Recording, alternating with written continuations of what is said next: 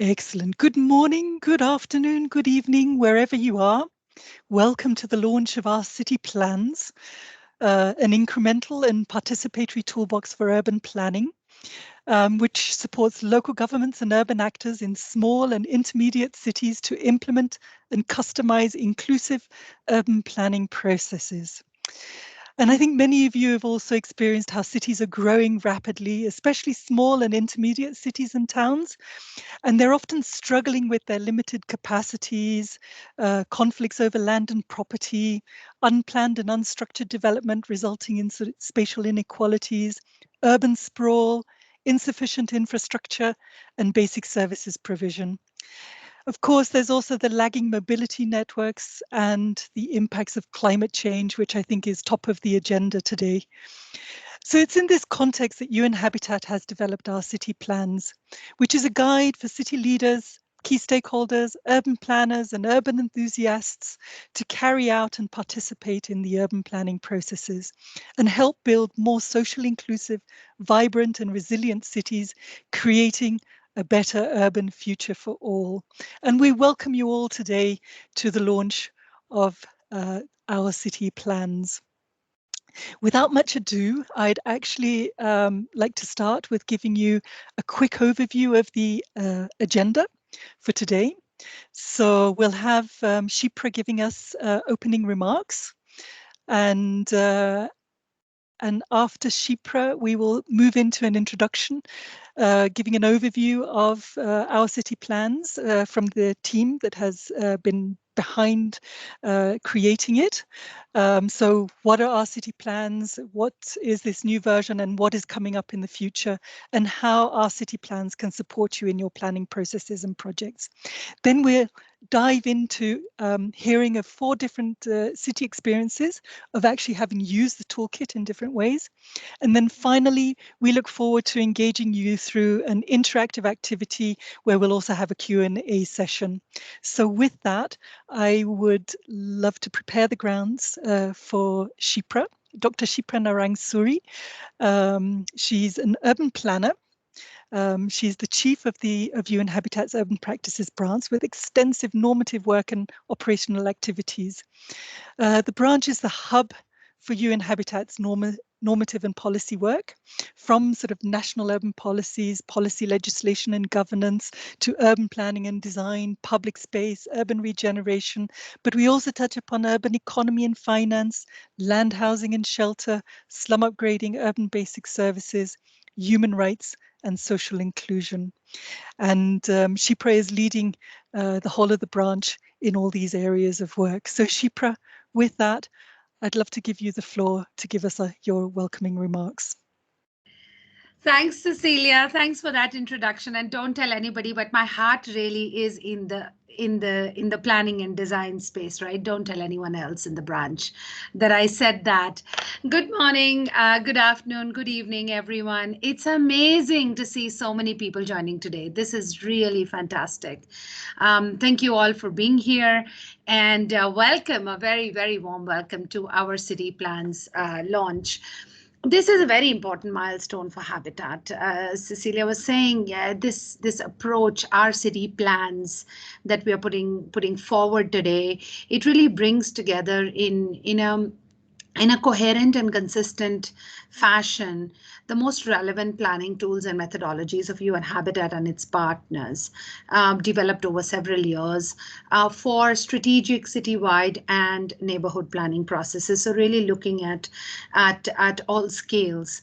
It provides a very comprehensive step-by-step guide for governments to move away from master planning approaches, or sometimes, even if they're not called master planning, traditional planning approaches, into more inclusive, more dynamic, more participatory, more incremental, and therefore more implementable planning processes, putting people at the center and leaving no one and no place behind. All the activities and tools that we're going to talk about, and the team is very excited to talk about these today, are are tried and tested. They're deducted from solid proof of concept with of the very many planning exercises that UN Habitat and its partners have led, have conducted, have implemented for the last 2 decades in over 50 countries. We're we're a branch that does both normative and operational work. And the idea of integrated normative and operational really is that we learn from our operations on the ground to develop new norms, new standards, new guidelines, new tools. And then we keep updating those as we apply them on the ground with more context, more experience, more lessons, more feedback. So this is really a loop. And therefore, this methodology and this approach of our city plans is also something that we're launching today, but we don't intend for it to be static. We intend for it to be really dynamic and ever evolving and ever changing. The methodology will provide governments with a guide to develop, customized planning processes with tools that can enable them towards step-by-step implementation. Because we have seen in our experience that many times local governments, local planning agencies are overwhelmed. When you give them large scale strategic objectives, you have to achieve inclusive, safe, resilient, and sustainable cities, right? It's a very large strategic objective, the SDG 11. But where do they start? How do they move from one step to another? Who do they engage? We have to implement the transformative commitments of the new urban agenda or the goal of the Paris Agreement, limiting our temperature rise to less than 1.5 degrees. The commitment is not in question of cities and city leaders and planners, but very often the first question we face is, where do we start? How do we go from one step to another? How do we break down this into small, digestible, implementable pieces? And that is what our city plans intends to do. Let me flag a few elements of the methodology. There are many good things, good elements of this methodology, but let me flag 2 or 3 that I find most important. As a planner, as 25 years of working with planning systems and exploring planning and governance and institutions. First, our city plans focuses on processes and building partnerships rather than solely on the output of a plan. Because too many plans gather dust on shelves in too many cities. Because robust processes and trustful partnerships are what lead to broad-based ownership of plans, and ultimately that is what increases the chances or the degree or the effectiveness of plan implementation. So the process is as important, if not more important, than the output. And our city plans really emphasizes that. Second, it tailors the process to every specific context. Context is key. Context is everything when it comes to effective and relevant planning, because we know that cookie cutter models don't work. So the methodology aims to understand the legal frameworks, financial constraints, planning capacities. It basically aims to meet city planners, city administrators, city leaders where they are and start from there. And that is the beauty of contextualization. Third, which is very, very important to me, is integration. Integration is central to this methodology. The methodology brings together different dimensions of city planning. Usually we work in silos. Planning doesn't talk to land, doesn't talk to design, doesn't talk to finance, doesn't talk to legal, doesn't talk to governance, and environment and social dimensions are somewhere sitting in a little box and a little marginalized corner of a planning administration or a local government. This methodology brings together all these different silos, integrating urban planning, design, land management, financial, legal frameworks, monitoring, participatory processes, governance processes, environment, social safeguards. That's the beauty of it. So city leaders, urban planners, stakeholders, citizens, community leaders, researchers, practitioners now have this common guide that speaks to all of them. and brings all of them together and engages all of them in carrying out successful planning processes, urban planning processes. Our city plans is also being evolved into a digital workspace because we are now in a new normal. The pandemic has accelerated what we already needed to do, but we were slowly inching towards, which is going more digital, applying more innovation in our processes. But the pandemic, the last 2 years, have accelerated somehow those processes of innovation and digitalization. So the plans are, the methodology is being put into a digital workspace. It will soon be live on an interactive platform for collaborative planning, learning by doing, knowledge exchange. Users can directly link to technical assistance, to a back-end operation. They can access a repository of real ongoing processes, and they can share their own experiences and learnings and ask questions.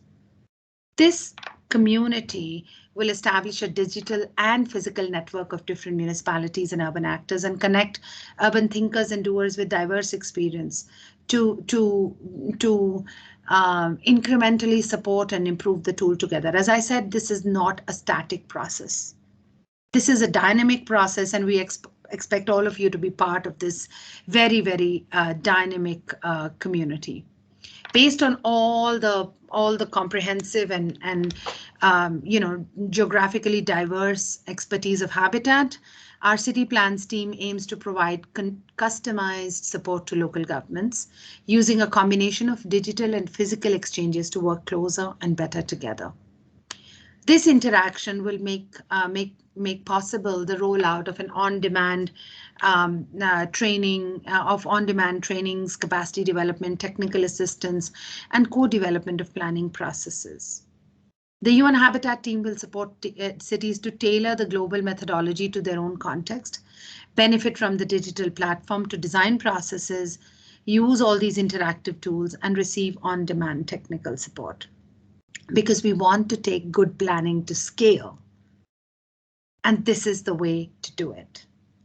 UN Habitat looks forward to partnering with governments and urban practitioners through our city plans to collaborate in advancing more sustainable, inclusive, and resilient cities around the world, one step at a time.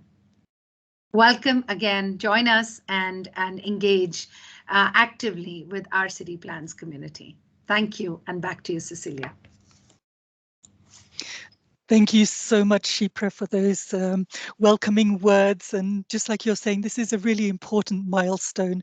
And having this opportunity to actually now launch the more inclusive, more incremental approach, a step-by-step guide for local governments on actually being able to then implement their planning processes and really providing that space for knowing where to start.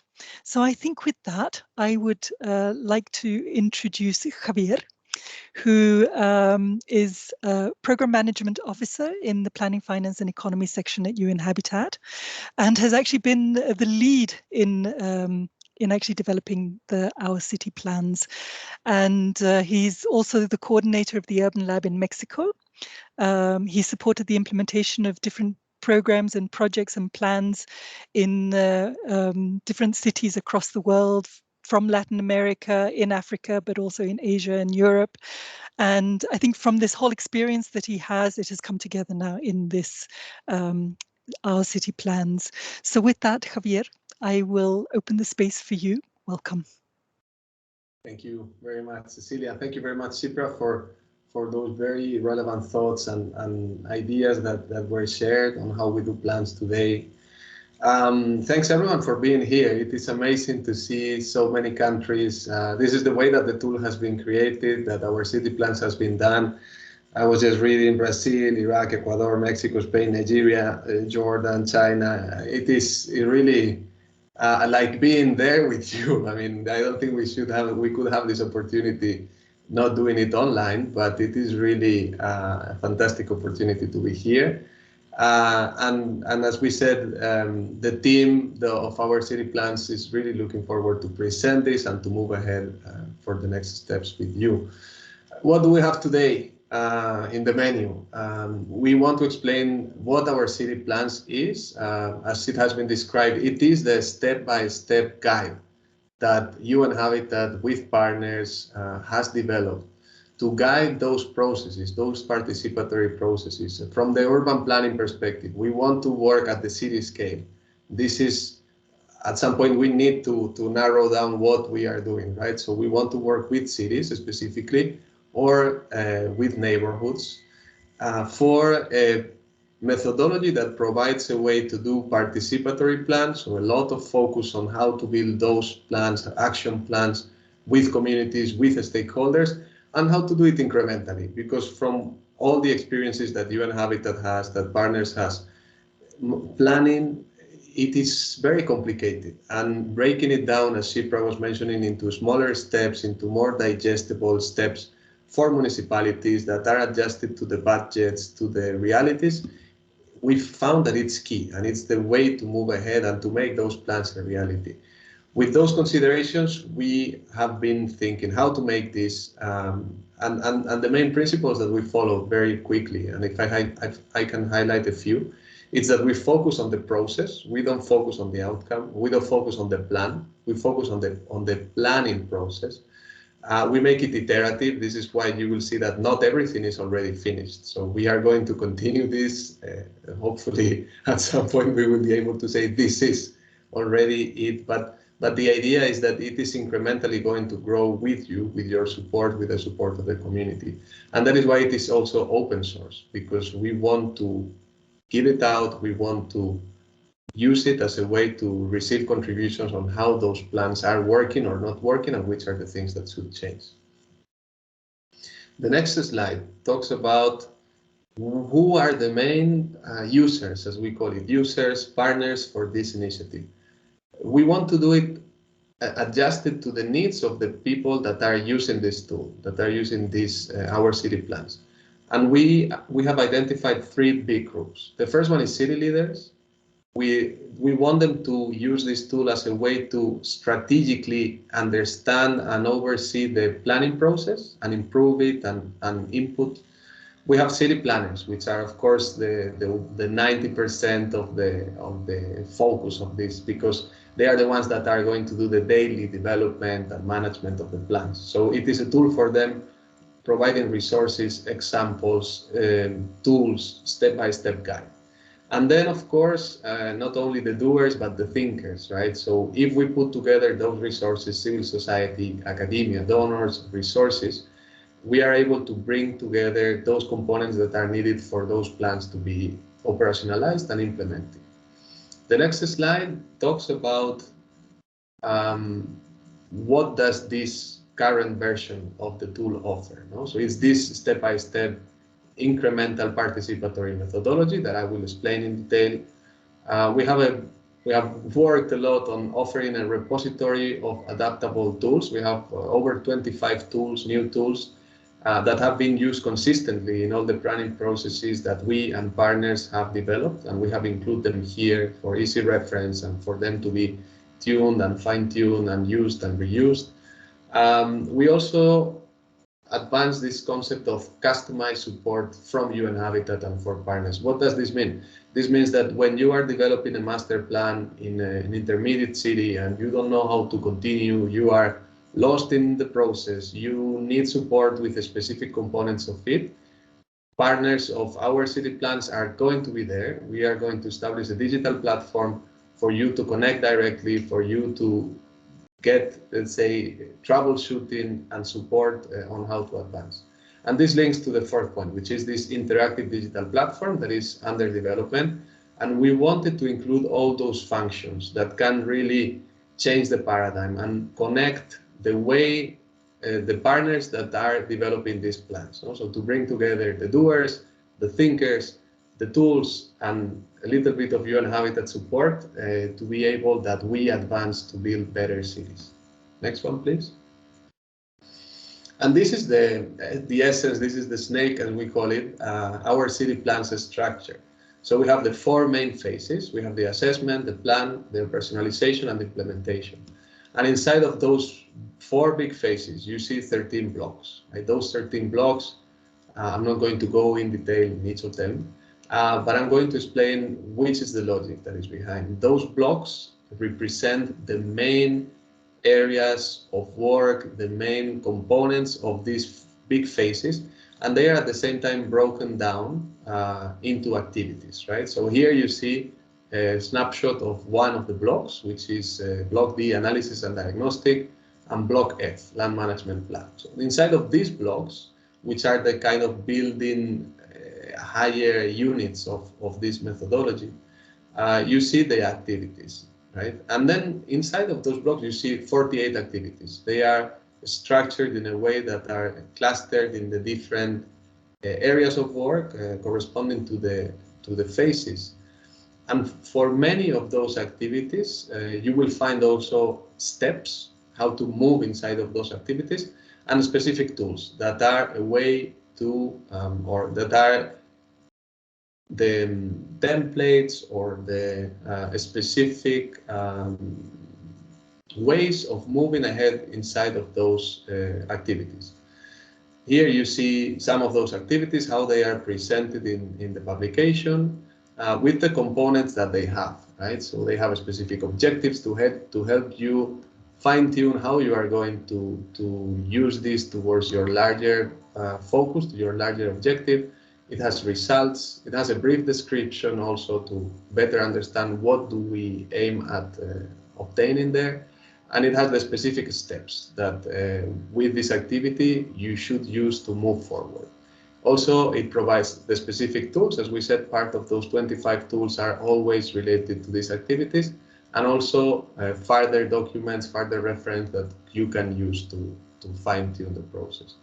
One of these very key tools is the self-assessment. Why is it so important? Because it is the basis of the customization of the platform. So when you as a user, you are a mayor or you are a city planner, you are going to conduct this, you are going to go through this self-assessment, and you are going to receive a specific path with specific activities, with specific tools that you can use for your plan to move ahead, with the emphasis that you want. If you want to focus on participation, if you want to focus on climate change, those are going to be the steps and the track that is going to be defined for you, for your city. And very quickly, because I know that we have many things to explain and we are a bit late, the phase one, which is the assessment, and it's what you will find completely developed in the publication in this version, as well as phase two. It includes the blocks that we were explaining, with which are the things, the activities that you are going to find inside the tools. Self-assessment workshop. You are going to find stakeholder mapping specifically for those participatory processes. You are going to find methodologies and tools for GIS and data and analysis, and also the matrix of functions, which is a tool that is used specifically for planning and for the functions that relate to city land use. And then a quick snapshot on the phase number 2 of the plans, which includes the strategic component of plans and also the detailed component of plans. Inside of it, as a teaser, you will find the visioning workshop with all the different processes that UN Habitat has developed, the spatial strategy, land management, implementation strategy, and the neighborhood plans, all of them with their adequate steps and with the tools that partners that UN Habitat have been using already for over 50 countries to move ahead with these planning processes. I now give the floor to my colleagues, to Daniela and to Mariana, who are going to present what is next, what is new and what is next. Daniela is an urban planner. She's working with us as part of the Urban Lab in Mexico. She has been leading the digital platform component of our city plans, and Mariana, that will speak afterwards, is also an urban planner. She's working with our team more specifically in Nairobi, Planning, Finance and Economy section, and she has been also leading the full implementation of the environmental social safeguards, so things that will be explained later on. So thank you very much, and Daniela, the floor is yours. Thank you, Javier. So what's new in this Our City Plans version? We have updated the methodology, the process, and the activities according to learnings from projects implemented in very different countries, as you can see here on the screen. And this toolbox has been adapted, as you see, to different contexts. And this shows how really Our City Plans toolbox can be incremental and can be customized according to the planning objectives, to the resources, to the capabilities you have in your team. We also have a very more user-friendly and very easy to navigate publication. Mariana, if you can go to the next one, please. We have an interactive PDF right now. So it's very easy to locate specific activities, specific tools, and additional links to references that we have also included. We have, as Javier was mentioning, 25 new tools that can be downloaded in Word, in spreadsheets, to be able to easily edit and adjust according to your goals, or you can use them as they are designed in the publication. Next one, please. We have also incorporated online tools and platforms to support remote and hybrid participatory activities.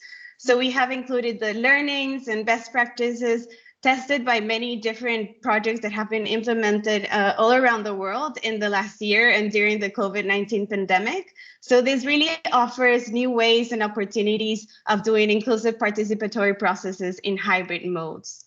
And finally, we also have the links to in specific activities to additional resources to be able to review and implement a more comprehensive process if that's what you're interested in doing. And also the publications of projects that have been done by UN Habitat also provides real case examples to see how it looks like to implement this methodology, to see the results that have been incorporated as well. So what's next? What's coming up for our initiative of Our City Plans? First, we're transforming the toolbox into an interactive digital platform with a very interactive roadmap and tools. So it will be very easy to navigate and customize your own planning process. This platform also aims to be the space where collaborative planning processes take place and where municipalities can connect to UN Habitat, can receive support in the development of their plans, of the participatory activities, and also a knowledge sharing and community building platform where city leaders, city planners, and other urban stakeholders can connect and can share their experiences and their projects. We're also developing phase 3 and 4, operationalization and implementation phases with different blocks that you can see here on the screen, such as the action plan, the land management, financial mechanisms such as land capture mechanisms and external sources of revenue, the governance and legal enablers, and in the implementation, of course, some mechanisms such as team and task definitions, resources management, and finally, the block for accountability systems. Next, we're also integrating the environmental and social governance components with the social inclusion, spatial justice, climate change, and safety components. So these are cross-cutting themes that will be incorporated into the process with some new activities and new tools. And finally, we are starting to build Our City Plans community, and this is the first event that we're doing so welcome and thank you for being here. We are starting to receive feedback from all of you. We want to hear from you. This tool is also participatory, so we want to hear your input, comments, suggestions, and how to iterate the toolbox and how to refine it and make it better. We will also start doing some trainings and support to municipalities all around the world in their planning processes. So please reach out to us to our email if you're interested in joining. And finally, we will also translate the toolbox into different languages, starting with Persian. So if you're interested in supporting, please reach out to us. Now, Mariana will share with you how can we support your projects and processes. Thanks, Daniela, and just reinforce, if you want to work with us and support translation, please reach us out. We're very, very looking forward to that. So how can Our City Plans actually support your city, support your work? Basically, we are offering the municipalities training to how to adapt this methodology to your planning objective, considering the time frame you have, the budget you have, also the number of urban planners, the number of people involved in the planning process. So how can you adapt this comprehensive methodology to your context? But also how to use the specific blocks that Javier was showing, or the specific activities if you have a problem, or if you really don't know how these would fit in your context. If you're already using the Our City Plans methodology and you need technical assistance, you need guidance, we also offer this. The third thing, which is a more direct support, is to co-develop the city plan. And we can work directly with the technical team in the municipality.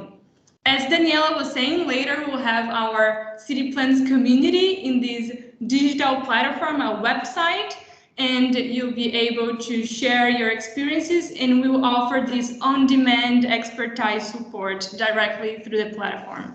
And the cities that want to pilot our city plans, they will be featured in this website.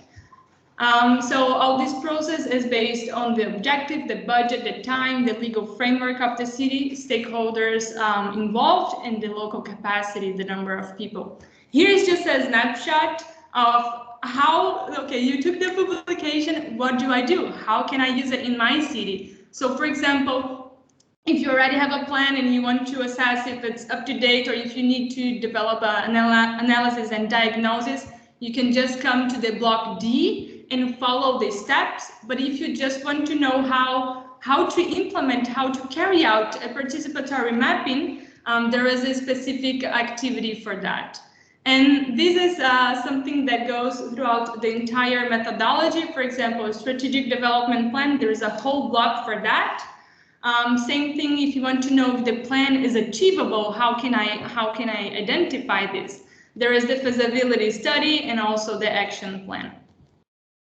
And then obviously there is the whole planning process that you can follow: the assessment, the plan operationalization and implementation. And our city plans is looking forward to support, to collaborate, offer these trainings and co-develop the plans with you. And this is our team, the core team, I would say, because this methodology, our city plans, it's a work from the entire agency. We have had multiple experts, multiple colleagues actively contributing to the development. So here we have in this core team, we have colleagues in the planning, finance and economy section, but also in the urban lab in Nairobi, in Mexico and Cuba. And we are looking forward to collaborate with the municipalities around the world. This is just a brief list of the people who have been contributing more actively, but the list is much longer. It's a really agency-wide work. And now I pass the word to Marcela, who will introduce our colleagues in the country offices who have been implementing these in the field. Thanks, Marcela. Thank you, Mariana and colleagues, for this great explanation of our city plans. Now that we are all aware of the structure of the methodology, it's time to see how we have been implementing all these innovative tools and activities around the world. As already mentioned, the process is very flexible and can be customized to specific contexts. We selected 4 experiences. Some of them are already finalized, some are still ongoing. The idea here is to showcase concrete example and how we have been using our city plans. Now we will have colleagues from 4 different country offices that have been working together with the urban labs on the regional and city planning process. We have an example in San Nicolas de los Garza in Mexico, representing Latin America, and 3 examples from Africa: the Jagos Archipelagos from Guinea Bissau, Greater Conakry from Guinea, Gorongosa Village from Mozambique. I would like now to introduce Silas Silgueira to showcase the experience in Guinea Bissau. So Silas is a civil engineer, part of our country office in Guinea Bissau, and he worked on the ground developing the plan in collaboration with us. Over to you, Silas. Thank you, Marcela. Thank you, the team, for the presentation and everyone that joined. Thank you for the opportunity to share a bit of the experiences that we had here for the implementation of this tool in the archipelago of Bolama-Bijagos in Guinea-Bissau. So the objective was to have a strategic development plan, and on the same time we had the opportunity to be working as well on projects on the national level and national, regional, sectorial, and local levels. So we could create a synergy between the findings that we had, and well, it's been very enriching both for our office and as well for the tool. The team, we had both the Urban Lab team and the country office working together for making this happen, and it was in total 18 months. Was a first to be a year project, and then as everyone else hit by COVID, we had to extend a bit and find solutions on how to adapt to the new reality. And what I think was the highlight of the project was the engagement with the local government. I have here with me Matias Pereira. He was our main focal point during the process of implementing, and definitely the engagement with the local government has been key to have a successful implementation of the project. Next. So the project was built from a past experience that we had here in the country when we developed the plan Bissau 2030 for the capital of the country, and then we built this with the funding from the European Union, and we had a partnership with 2 different ministers in the country, in the Ministry of Public Works and the State of Secretariat for Planning and Regional Integration, that it's within the Ministry of Economics. And the idea of the plan was to have a coordinating platform for development, and to really bring the experience of decision-making process for the localities, and this was achieved through many different workshops that we had, either virtual or physical. And so here we have the snake of the project. We didn't do all the activities on the entire process, both for the challenges that we had of working on a very territory with a lot of constraints on isolation and lack of data, and then with the COVID, so then we had to always be finding ways to turn around this, and mostly with using digital tools and through the connection with the local government. Next. And so this is one of the examples that we had as our results.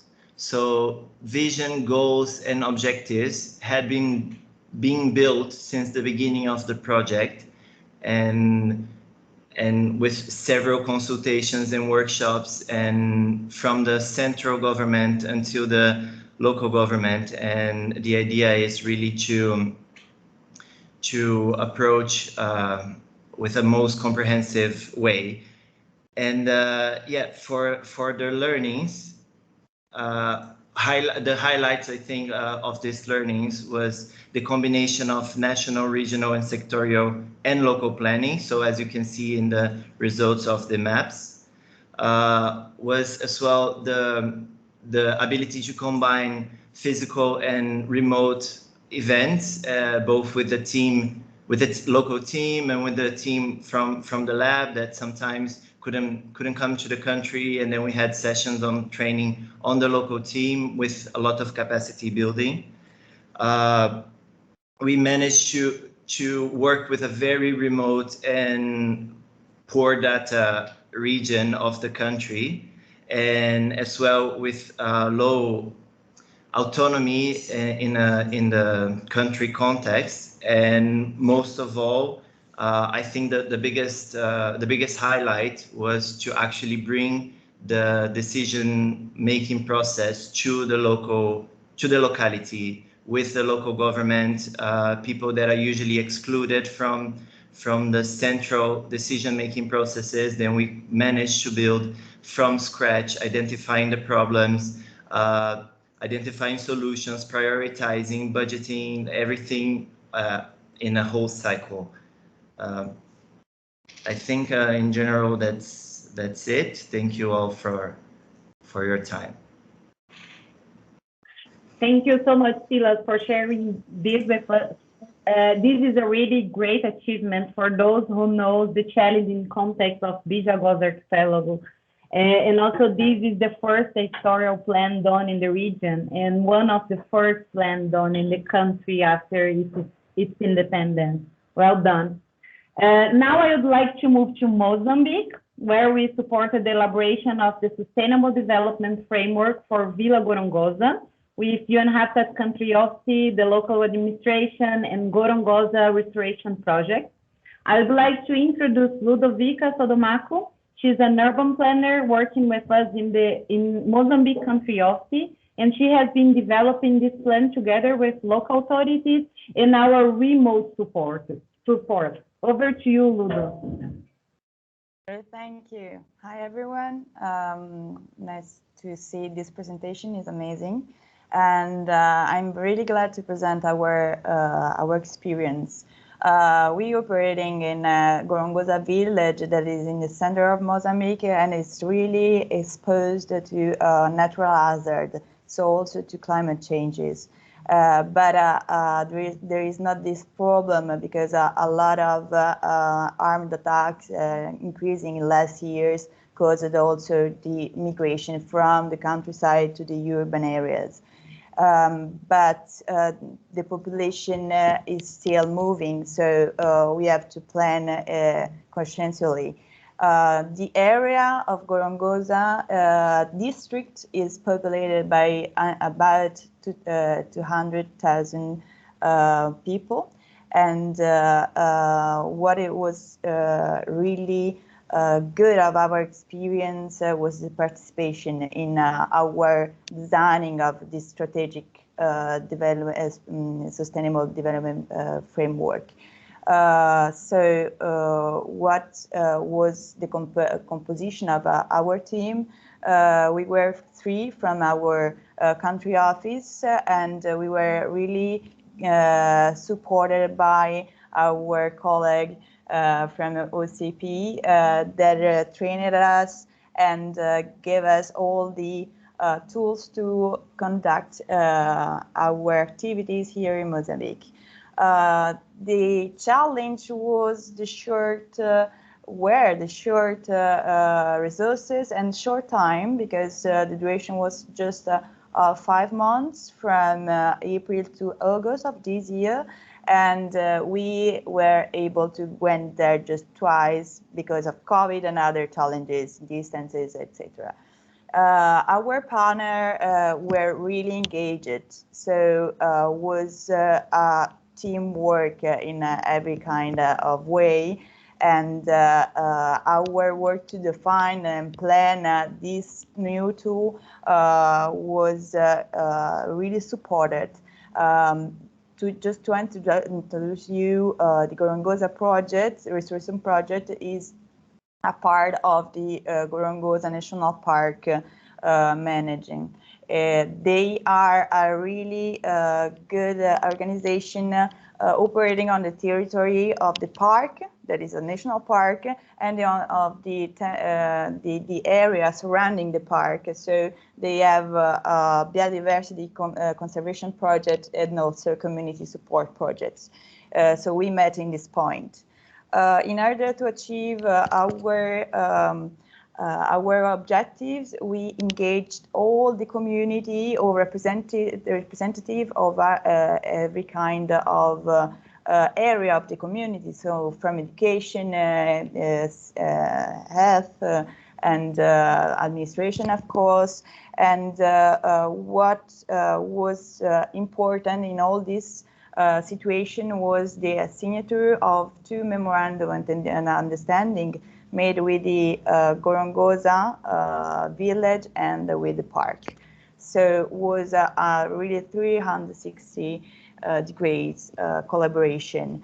What we made during this process, as you can see here in the slide, due to our reduced really low resources and reduced time, we cut a lot of activities, but it wasn't, it hadn't a bad affection to the results, because the administration was so participative, and they gave us a lot of data. So we made it, we achieved a lot of the first data collection objectives in a really easy way.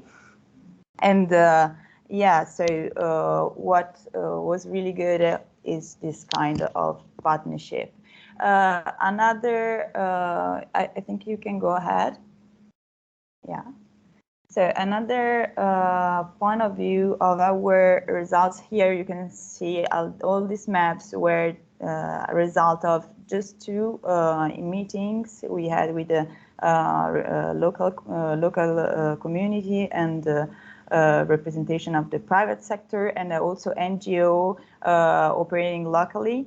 And if you can see at the center part, the special plan, what's pointing out the SDGs objectives indicators. This because we would like to create a tool for the village, but also really easy to understand and to invite potential donors and potential partners. So what we arrived to do at the end is a completely study, and yeah, we created a document including all the levels of important resources at the planning level. So we took the objective, the SDGs, we took the main agenda at global level, and we analyzed also the national, districts, and local resources of planning, because a lot of cities like this one have already not just territorial planning, but they had also resources in effect of study and plan of budgeting for every year. So we put all together, and we obtained 8 objectives developing vision. So you can go ahead. Anna, it's before, just the slide before. I consider it. I would like just to point out our vision. So we discussed it all together. We found the main challenges of the territory, the main problems at the social level and at the territorial level, the using of land, etc. And also considering the huge biodiversity, considering that there is a national park just beside the village. And we defined this vision that is pointing to have the village has a reference on national global level in environmental protection, urbanization, ensuring sustainability and social inclusion. So was a really good result, I think, and considering our short resources and the really good support from OCP. Thank you. Thank you, Ludo. I really like this example because it showcases how the process is intuitive and easy to follow. With a few remote sessions with our team, the local team in Mozambique was already capable to implement and customize the process in Villa Gorongosa context. Now let's move to Latin America, more specifically to Mexico. I would like to invite Sophie and Sami to share their experience with our city plan. Sophie Davin is our program analyst, and Sami Salvani is our urban planner, both part of our Mexico and Cuba country office, and also part of the technical team of San Nicolas project. Sophie and Sami, the floor is yours. Thank you, Marcela, and hi, good morning to everyone. Thank you for the invitation. We are very glad to share the experience of the project with the municipality of San Nicolás de los Garza using this tool. I would like to start saying that we started working with the municipality in 2019 with the main objective of developing a long-term strategic plan, that is the city vision, that could guide the local urban policy in an effort to localize and mainstream the global agendas at a local level. The project had a duration of 20 months, and it counted with a team integrated by 6 permanent members and 4 interns. Of course, the effective work and coordination with the municipality through the areas of the technical secretariat and the strategic project department was essential to achieve all the objectives. The next slide, please. A little about to start a little with context, San Nicolás is a municipality in the north of Mexico with a population of 450,000 people, and it's relevant to say that San Nicolás is at the center of the second largest metropolitan area in Mexico, and its territory is urbanized in its totality. As a result of this project and in a joint effort with the municipality in March 2021, we presented the 2030 city vision of San Nicolás de los Garza that integrates a roadmap based on evidence and consensus from local stakeholders and defines some guidelines for the urban development of the municipality in alignment with the new urban agenda and the SDGs. Also, this includes a series of best practices and recommendations for its materialization and some indicators for its monitoring. It's important to say that during all this process, participatory planning has been a fundamental structuring component in order to incorporate all the voices of local stakeholders in the design and implementation of proposals, and of course as a key asset for the appropriation of the initiative. To achieve this, our city plans toolbox methodology was an important reference for the development of the project's participatory planning strategy, as you can see in the slide, as it provided us with important tools, guidelines, methodologies, and inputs that we adapted to the project objectives and needs. As you can see, well, we focused on 3 phases of the project in order to achieve the integration of a participatory diagnosis, the definition of plans and proposals integrated in the city vision, and for the operationalization, as you can see, that integrates some additional outputs that are the portfolio of strategic projects and a tactical urbanism plan. In the next slide, please. One of the main challenges that we faced during the project was, of course, COVID pandemic, particularly for community engagement, as is restricted field missions and face-to-face meetings. This context pushed us to adapt our strategy into a hybrid modality and to develop a series of innovative activities aimed at motivating the citizen participation and the linkage with various stakeholders in the process. With the purpose, of course, of collectively generating the necessary inputs for the definition of this strategic plan. With this strategy that we define alongside the municipality, some of the key actions that were important for the success of the project and the elaboration of the inputs in the first place was a broad stakeholders mapping that we develop in order to identify different actions to approach and link the local and relevant stakeholders during the process.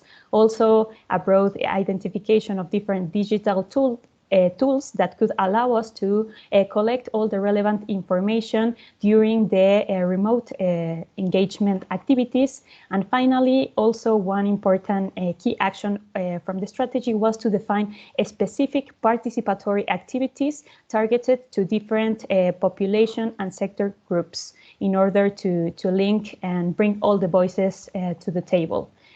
Finally, well, I would like to say that through this strategy, we achieved to collect contributions and opinions from the citizens in order to co-create this strategic plan towards 2030. I give the floor to my colleague Sophie to continue. Thank you, Sami. So one of the highlights of the process of the City Vision's definition was the City Vision cycle of activities. As it was mentioned before by Sami, we had to adapt to the context of the COVID-19 pandemic. So we had to think of new ways to involve a large group of people in the discussion. We managed to engage more than 9,000 persons through different types of activities, such as an online questionnaire, a call for videos from residents, and a drawing contest. Thanks to these activities, we collected inputs that were used in a workshop where the participants built 2 possible phrases of City Vision, and the final phrase was selected thanks to a poll open to the population. As an additional result, as you can see in the photograph, 9 murals were painted from the winning drawings of the context. Next slide, please. The process of City Vision that was designed for San Nicolás de los Garza can be seen as a great success with various results. First, we were able to define a long-term City Vision thanks to a participative process and a roadmap for the city's urban development with the help of 6 objectives, 22 goals, and 58 action lines. There were 2 additional outputs to the City Vision corresponding to the operationalization and the implementation phases of our city plans, a portfolio of strategic projects, and a tactical urbanism master plan, both designed in collaboration with the municipality and the community. Also, it can be highlighted that the City Vision was recognized as one of the 400 SDG good practices by the Department of Economic and Social Affairs of the United Nations. Next slide, please. The principal learning we can share today of our city plans, in our case, is the flexibility of the methodology and the fact that using it as a guideline and a base, we were able to plan a process really adapted to the necessities we had in order to complete our objective. Also, for us, the fact that it is an incremental tool and that it fits on other experiences was really useful. To conclude, we can mention that some of the innovations in the process that was designed for our needs, such as the remote engagement of the population and the strategic visioning workshop, have informed the new version of our city plans. Also, we have been systematizing the process along the way, and it soon will be published. So it makes us really happy to know that our experience could be useful for other cities around the world. Thank you for your attention. Yeah, thank you. This is really interesting to see how the planning process and the experience we had on the ground supported and improved the methodology. As Javier already said, our city plans is designed to be constantly improved and to absorb external contribution and new tools. Thank you both. Now, our last example is still an ongoing experience, the Greater Conakry. I'd like to introduce Laura and Mohammed. Laura is an urban planner working with the Urban Lab, and she participated in the construction of the methodology since its very beginning. And Mohammed Traoré is a GIS expert, part of our country office in Guinea, Both are working together to develop the Greater Conakry Plan. Yes, hi everyone, and I'm happy to be here today and happy to see how many people are here today. I will speak to you about the Greater Conakry Special Plan in Guinea. It's a plan that will provide the capital city and its metropolitan area with its first regional plan, because it didn't have one before, and it's aligned with the vision already voted by the government for 2040. It's a large project with a duration of 3 years, but has started in 2019 is a bit delayed due to COVID pandemic, and is still ongoing, as said Marcela. It's large because of its scale. It's a regional plan, and it will include also 2 neighborhood plans that will support its implementation. And it's also large because of its team that is composed of many planners, as you can see, and professionals working all together, both digitally and in person in Conakry. That's something new for us in the urban lab. And this ensures a continuous relationship with our main partners, the Ministry of Urban Planning, Housing and Territorial Planning, and the National Direction for Territorial Planning inside this ministry.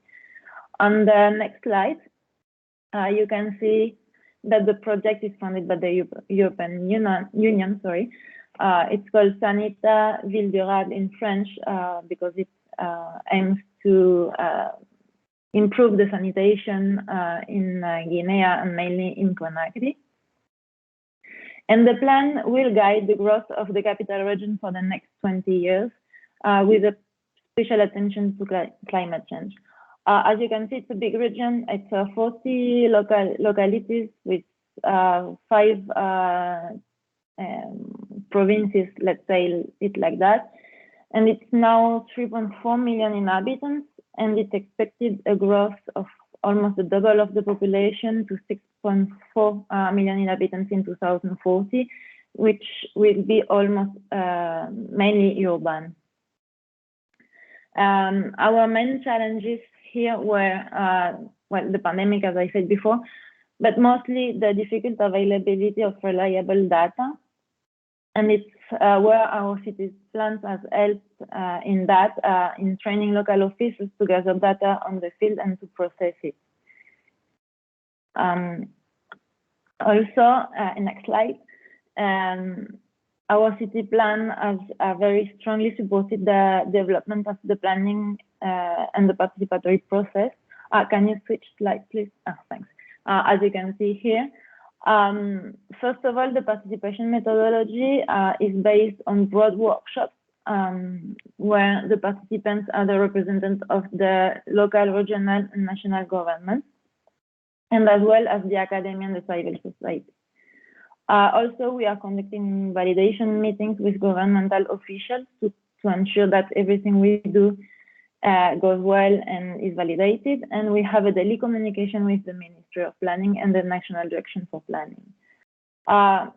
In this case, UN Habitat is operating in a new way that we didn't do before, that as one person for the lab that is based in Conakry every day. She's conducting the workshops, the meetings, the capacity building activities, the data gathering, and many things else. And then we have a team of urban planners and designers that work remotely, responsible for the mapping, GIS reporting, among others. As you can see, what we do is a participatory workshop where we gather the view of the people and also more data that maybe sometimes we cannot find online as we are working remotely or are not existing in documents. And then we translate them into mapping support, and we integrate it into the final mapping output and technical analysis. So now I will let my colleague, Mohamed Lamine Traoré, that is a GIS expert, to explain how our city plan is supporting into the capacity building process that we are developing in Conakry. Okay, thank you very much, Laure, for this presentation. Hi, everybody. Thank you for this opportunity. I will tell you how we use our city plans to build capacity in Guinea Conakry through the project Sanita Ville. Our focus group for this capacity building program is the staff of the National Direction for Territorial Planning, which is the technical direction of the Ministry of Planning. So the particularity with this staff is that they do not have initially the solid background in urban planning. So for this capacity building program, we have two objectives in mind.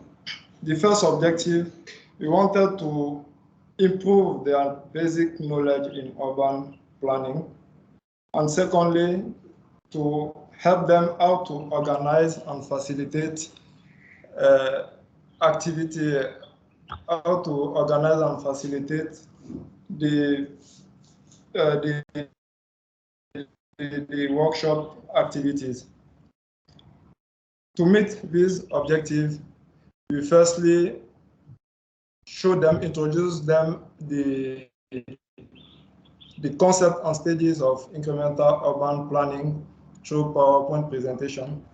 Then we calibrate the work plan of the elaboration of Great Conakry plan with the structure of our city's plan. Here you can see pictures of one session of training and some activity we did together. Among those activities, you have data collection through desktop. In index research, we show them how to search for data in internet and also how to search for information in plan which has been already elaborated. And also for field research, we went together to pick some pictures. Come back, please. Come back, please. Okay. For the field research, we show them how to pick coordinates on the field, how to use map. And during the field research, we introduced to them some mobile app like OSM Android, OSM Tracker to collect geographical data, which we analyze together and present the result during the workshop. During the workshop, we also show them how to welcome participants, how to distribute paper on tables, and also how to collect them back to take notes during this workshop. We are also planning to show them how to collect remote sensing data with drone technologies. So preparing to do such training with them. So from this, we learned that our city plans can support the capacity building in projects and program. It can also help not experts in urban planning to elaborate, develop, and also to analyze data. It can also help enable local officers to independently conduct and participatory planning process in other parts of the country, which they can do independently. So this demonstrates that our city plans can help to transmit the principle and methodology which has been followed by UN Habitat in order to promote sustainable urban development and cities. Thank you very much for listening. Thank you both. I'm sure this experience will provide new lessons to our city plans once it's finalized. And thank you very much for your attention. Now over to you, Mariana. Cecilia, sorry. No, thank you very much, Marcela, and thank you so much to the team for the presentation. I think there's probably lots of questions, but this has really given us a flavor of what our city tool is, breaking down the process into these different steps, highlighting the focus on the process and on building partnerships, and really provided this adjustable structure for planning processes that includes all these different tools that you can actually access as well. And all the different phases. So we've gone through from the diagnosis phase, having those participatory activities, also incorporating the environmental and social safeguards, doing the spatial analysis, and reviewing sort of the financial and legal mechanisms. I'd also really like to thank the presenters who gave us all this inspirational presentations and sharing their city experiences, because it really gave you an overview of how the city plans has guided these projects, showing how the methodology is incremental and can be adapted to different countries, different contexts, and aligned with the resources that are available and the planning objectives of your city. So I would quickly like to hand over to Mariana, who will take us through a small interactive session where we'll gather some of the thoughts that you have from the presentations that have just been made. And then after that, we'll delve into the questions and answer period as well. So please, Mariana, the floor is yours. Thanks, Cecilia. And that's the fun moment when we actually get to see how can we do all these great things in our city. So please enter in this link that Marcela put here in the chat, or you can just scan from the screen that I'm sharing and you put this code. I'll now switch my screen to the Mentimeter. It's an interactive activity. You'll be able to answer from your phone. Here.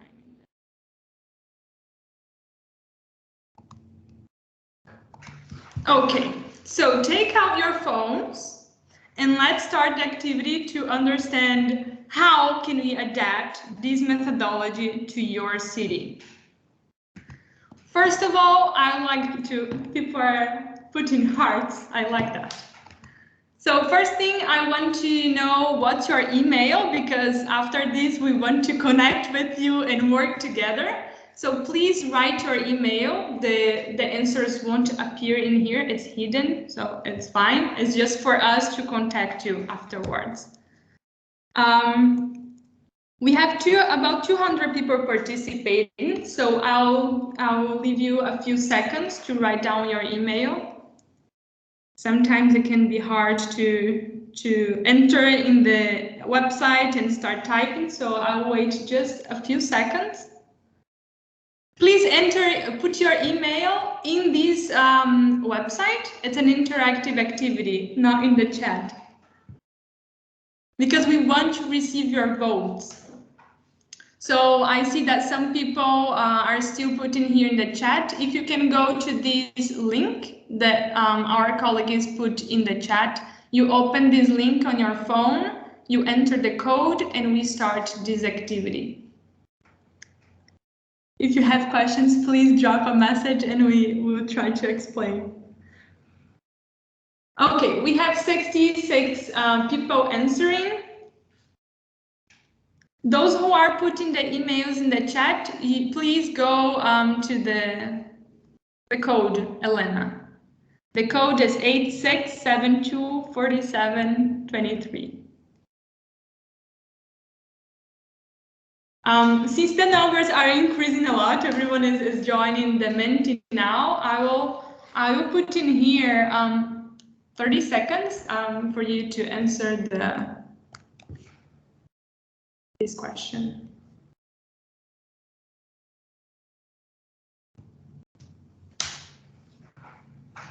Does anyone still have difficulties? Yes, exactly. You use this Mentimeter link in the chat.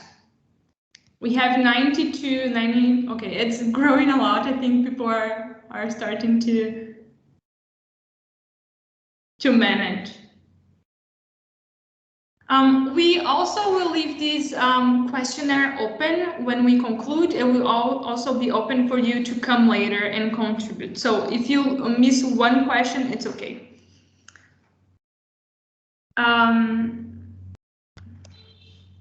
I will start now with the activity. So please get ready. What is the name of your city? This is important for us to actually open in the Google Maps and know which country and what's the context. So please write here the name of your city.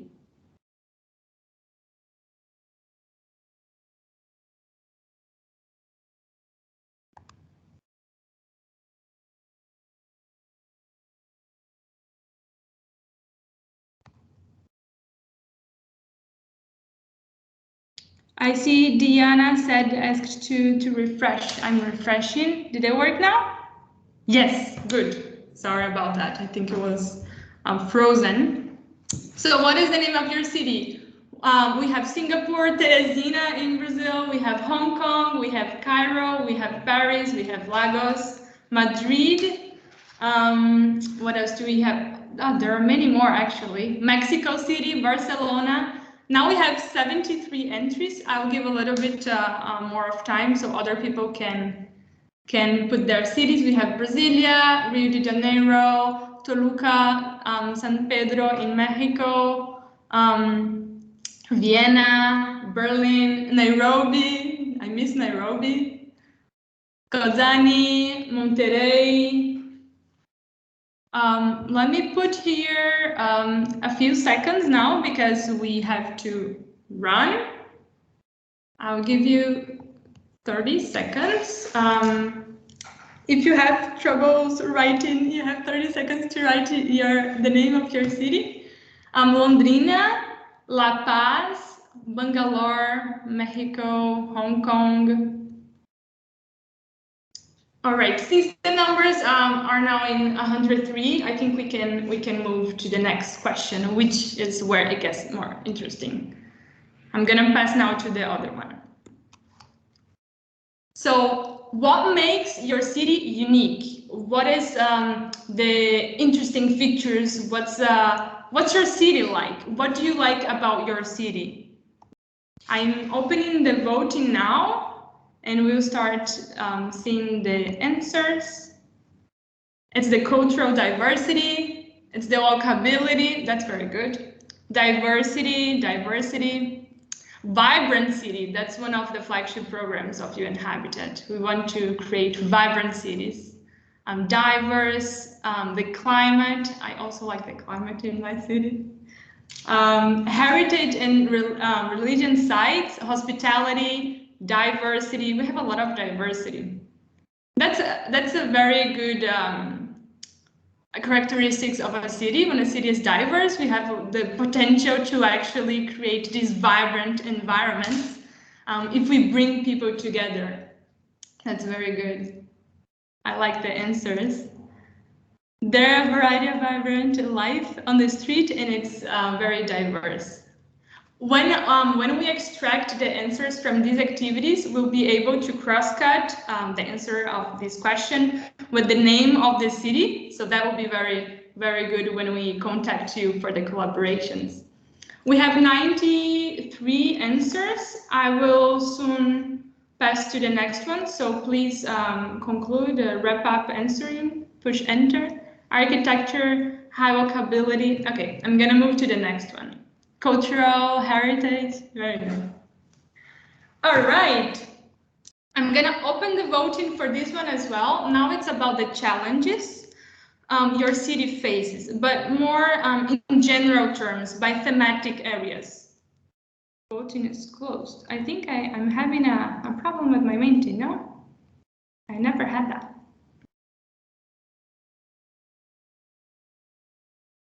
Yeah, so it's working. What are the main challenges in your city? Is it the mobility or the climate change?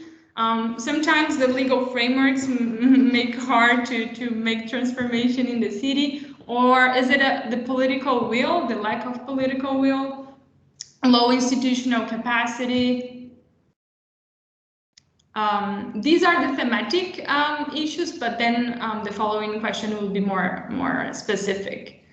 So you can enter more than one, okay? Just so you know. We have 84 answers. The numbers are still going up, so I'll wait a little bit more, but we can see that mobility is the most common challenges across the world, right? Because people participating in here are from different countries and different continents. Inequality is one of the main things we want to target. Okay, so we have 99 entries. I will move to the next question. So please just push enter now if you are still voting. Next question is about the specific, I'm gonna open the voting. Okay, now the voting is opened. What are the specific challenges you think your city should address? For example, we are talking about mobility, which is very general, but is there like, are the bike lanes dangerous, or are there many urban voids in the city, or heat islands? What is a specific challenge? Give us more background of these problems so we can understand how we can collaborate, how to adapt the planning process to answer to this challenge. So I see there is traffic, yeah, mobility, urban sprawl, violence, affordable housing, public transport sustainability, nature areas being devastated, noise, it's pollution. So yeah, it's interesting. Lack of natural spaces. Is it lack of natural spaces, or is the city cutting them and deforesting them?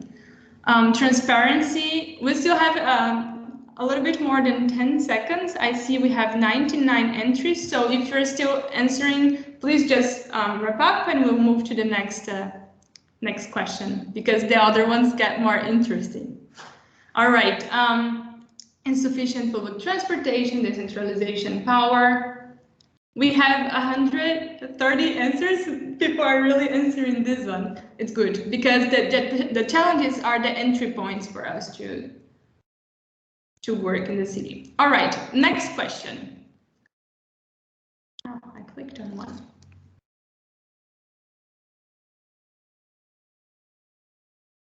Okay, now we are going to look at the planning process. We are looking at the city, the challenges, the assets. Now we're going to look at the planning process. And that's where our city plans come in, right? What are the main challenges of the planning process in your city? For the assessment, for example, is there a lack of data? Why is it challenging to develop the assessment? Why is it challenging to develop the plan? Is this because there is a lack of human resources, only 3 people in the team, or do they need trainings? What is the main challenge in the process of city planning? I see there are 6 entries, so let's wait a little bit. But I see that lack of data. The words that are bigger, it's because more people answered that. The big ones are lack of data, participation. Participation is the main focus of our city plans. So that this tool will definitely be useful. Corruption, so we can link a little bit with governance and participation as well. Political will, lack of reliable data. In the assessment phase, we have a lot of activities regarding to how to collect data, even like from remote sensing online, and the participatory tools to collect reliable data through the participants, the residents' participation. Okay, we have 62 entries. There are a variety of challenges. Those that stand out are indeed transparency, lack of data, participation, corruption, and political will. I will move to the other questions because the final one is the next, and it's the most important, I would say. We can follow up in these later on. We'll leave the Mentimeter open. So if you are still answering, please just push enter. I will move to the next one now. So how can our city plans support your city? And that's what I was explaining before, right? We we offer trainings to adapt, how to adapt the methodology to your city, but we really need to know what is the entry point, what do you need help with? So this is an open question. We are not looking for the categorization of answers, but rather really listen to you. What do you need support with? What would you like us to how do you like us to work together? So the tools, great, because that's what we have in the methodology. The process, the experiences, accountability. There's also the capacity development, right? Because you can use a tool, but we can also train you on that. The monitoring and evaluation. We have 50 entries. I think that this question can be a little bit hard to answer because you know you need support, but what exactly do I need? Think of the main challenges you face in your work in the municipality. Is it in the assessment? What is the blocks? What is blocking you to really develop these planning processes? Capacity development, citizen participation, capacity building, expertise. I see that many words, they're written differently, but they mean the same thing. So I think at the end of the day, there is a lot of things regarding to capacity development and participation. Okay, we have 81 entries now. Since we are running out of time, it's very interesting. I will leave this Menti open so you can continue to provide answers. But now I would just like to thank you for participating, and please reach us in our email and join the community. We can translate the methodology together. We can work together implementing. Over to you, Cecilia, and I'll bring back the Thank you very much, Mariana, and thank you so much, everybody, for your contributions into this interactive session. I think it's really useful for us as well as we sort of continue to work on our city plans and take that forward. And just like Mariana was saying, the Mentimeter is still open, so please continue to add your thoughts into that. I wanted to sort of open up now for a quick question and answer period. There's actually a few questions that have come in. I'm not so sure we'll have time to answer all those questions. I'm sorry about that, but I think we can actually come back to you and share some of the answers afterwards. But I'll pick a few of some of the questions that have come up that I'd like to highlight. One of them is from Mariam Yusri Sabr Abdu. And she's asking, what, in your opinion, is one of the biggest challenges to implementing the Our City Plans toolbox?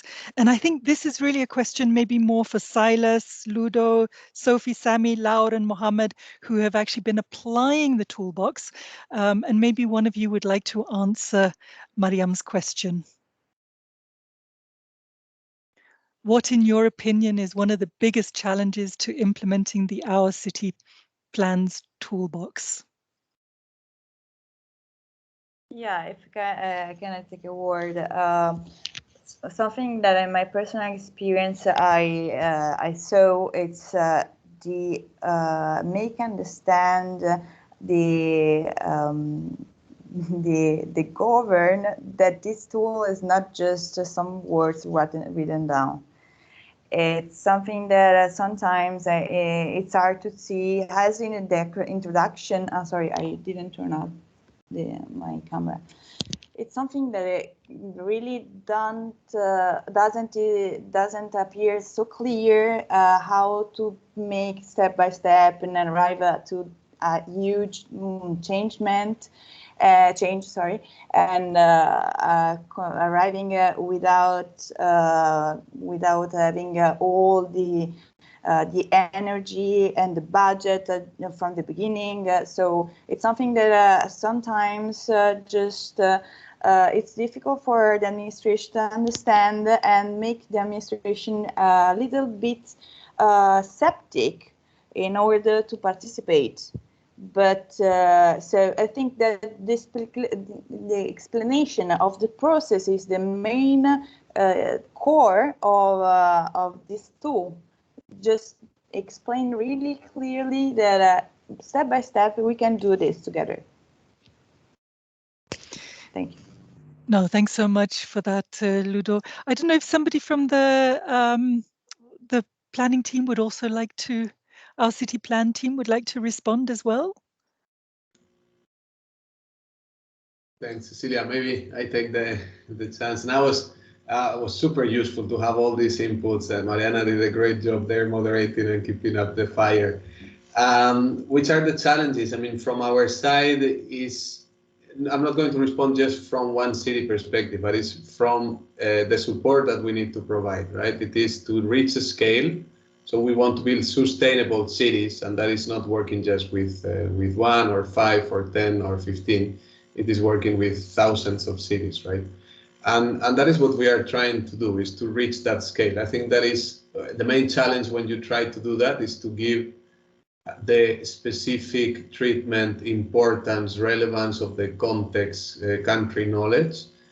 So while trying to, let's say, move with those intermediate cities in all parts of the world to have better planning processes, more inclusive, better finance, better projects, of course you need to make things move at the same pace. And I think that is the key challenge, specifically for our organization. That's why we see that these digital tools, we see that this closeness that we have today here with 200 guests from many places that can learn about tools, that can tell us how to improve it, what is right, what is wrong, or what do you think can. No, so that is for us the main challenge, is how to reach a scale and be still competitive, be responsive, be useful for cities.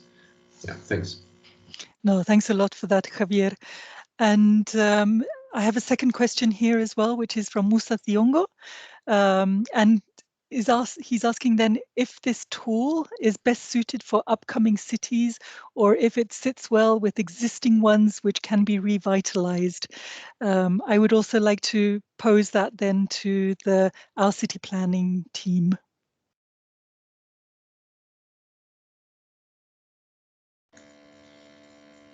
Because we have not coordinated who was going to answer, and I would like to answer, but I'm just going to say a quick word and then give the floor there to Daniela, Mariana, or the team.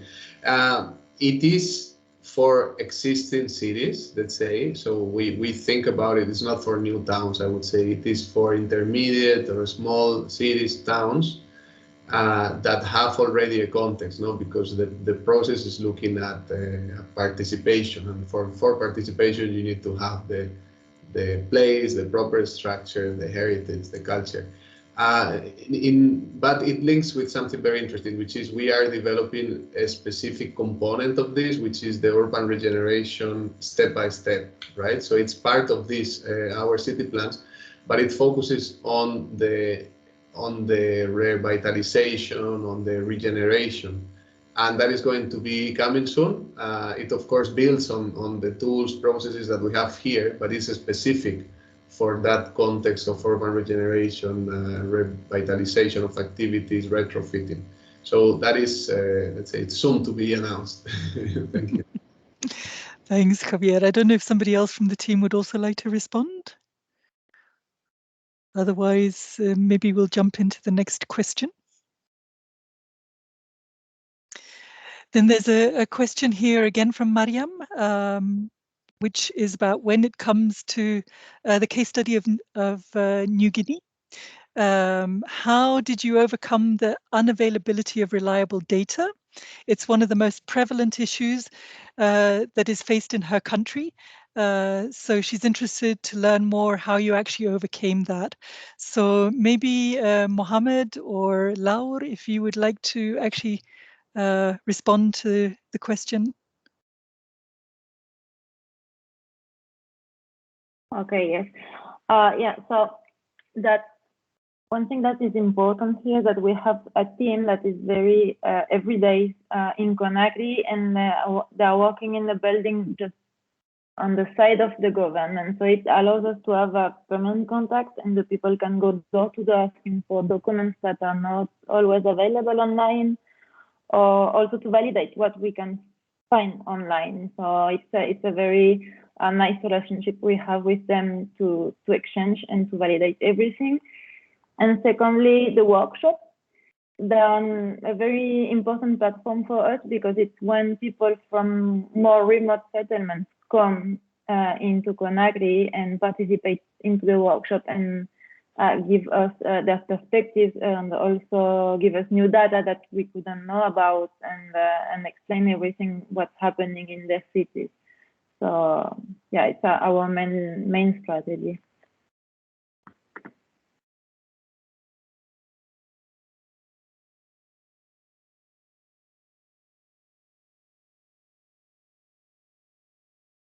Cecilia, you are muted. Oh, sorry. No, I was just saying that there are lots of questions in the chat, actually.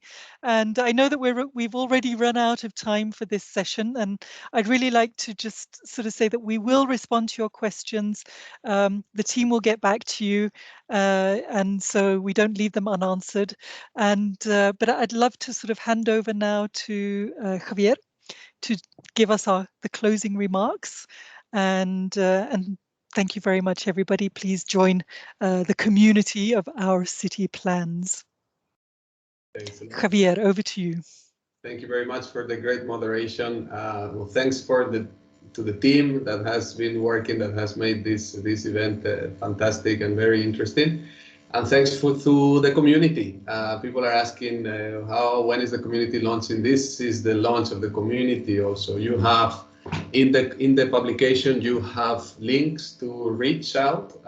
We have your email. This is going to become a database to share information with you. We have this policy that if you don't want to receive more information, you just let us know, and of course we will stop it. But initially we take this chance as a way to start building this community with you. We have taken notes on the importance of data, of participation, of political will, transparency, and corruption.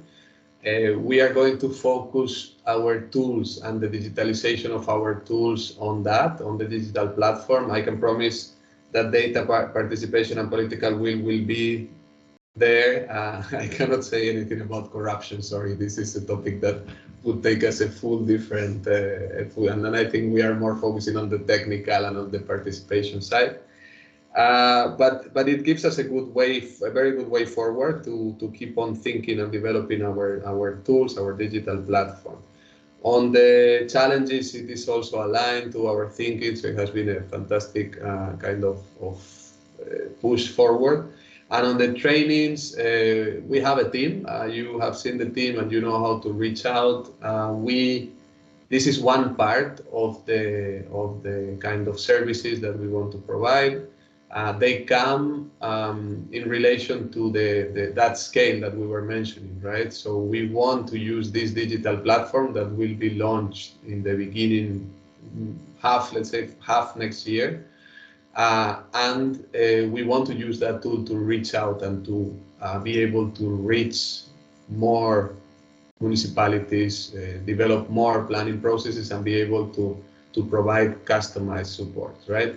So that said, those trainings for now, until that digital platform is in place, please reach out. We are glad to guide you through what could be the options and link up. And if there are specific requests, glad to work with the team on them. If there are more long-term requests also, but of course we would need to see in terms of time allocation, how would that work? Those are kind of the closing remarks on the step forward. Big thanks to everyone, big thanks to the team, and looking forward to meeting you in our next community activity. Thank you very much, and I think with this we close. Cecilia, thank you very much for moderation. Everyone for your questions. If you have burning questions, please send them our way, and we will make our best to respond. We will now like to do a photograph of the community. So if you could please turn on your cameras. Hopefully technology is going to allow everyone to connect and to show their faces. And we aim to take a picture of 155 people plus. So let's see how it's going to work. I think our professional photographer is Mariana. She has been training on how to take these pictures. So let's count. Who is going to take the picture can count, and we will do. Look at us in here. Now I'm sharing the screen. Wait, but we need more faces. Valerie is the photographer. Okay, so I mean, if slowly you can turn on your cameras, whoever can, of course, we know that in this connected world, not every moment is the right one to connect cameras. And hopefully they are allowed to connect the cameras, right?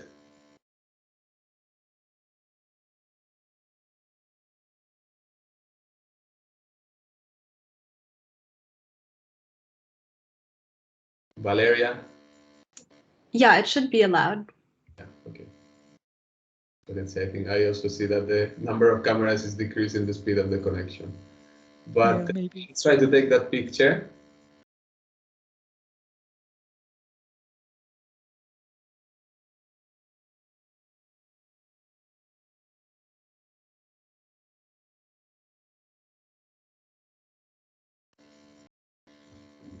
Maybe it's frozen.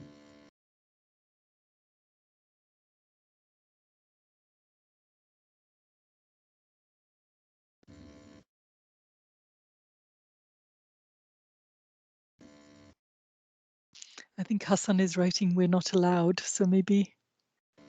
Okay, well, so I think we need to either take the picture on the next session. Apologies for that, the Teams is sometimes very dictatorial. So, now, thanks everyone for joining us, and it has been fantastic, and we have a clear way forward. So looking forward to see you in the next meeting. Thanks everyone. Have a very good Thank you. day.